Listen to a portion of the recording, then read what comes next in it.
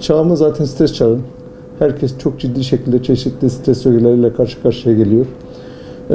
Stres kalbimiz için, tansiyonumuz için çok ciddi bir olumsuz faktör. Kişisel yarattığı sorunlar yanında kalp üzerinde özellikle adrenalin şarjını arttırarak kalbin daha çok yüklenmesini, daha fazla ritim bozuklukları ortaya çıkmasını, daha tansiyonun yükselmesi gibi sonuçlarla çok sık karşılaşabiliyoruz. Bunların da bazen beklediğimizin üstünde çok daha çabuk şekilde kalp krizlerine yol açabildiğini, yine bunun yanında beyin kanaması gibi sonuçlara yol açabildiğini biliyoruz. Bunların bizim için en tipik örneklerinden birisi Takabutsu sendromudur mesela. Takabutsu sendromu böyle özellikle çok sevdiğin bir kişiden ayrıldığın zaman ortaya çıkan stres nedeniyle kalp damarının ciddi bir şekilde tıkanması, hiçbir damar tıkanıklığı olmadığı halde tıkanması ve daha sonra kalp yetmezliğiyle devam etmesidir.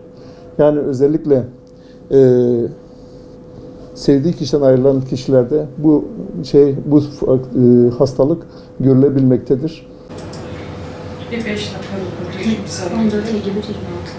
Özellikle gribal enfeksiyonların zaman içerisinde damar tıkanıklıklarına yol açabildiği, trombüs pıhtı yoluyla sıkıntılar yaratabildiğini görüyoruz. Bu da yine son zamanlarda bizim için önemli bir stres kaynağı olmuştur.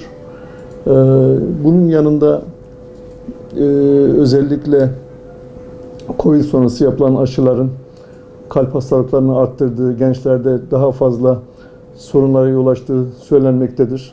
Bununla ilgili çok ciddi olarak görüş bildiren doktorlar olduğu gibi bunu kabul etmeyen bir kesimde bulunmaktadır.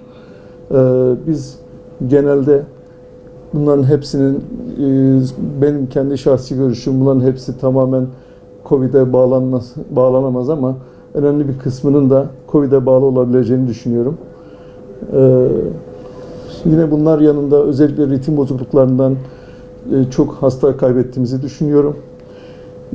Yine gençlerdeki kaybedilme nedenlerinden bir tanesi de ve en önemlilerinden bir tanesi de bizim soğuk algınlığı için kullandığımız bazı ilaçların ani ölümlere sebebiyet verebildiğini biliyoruz.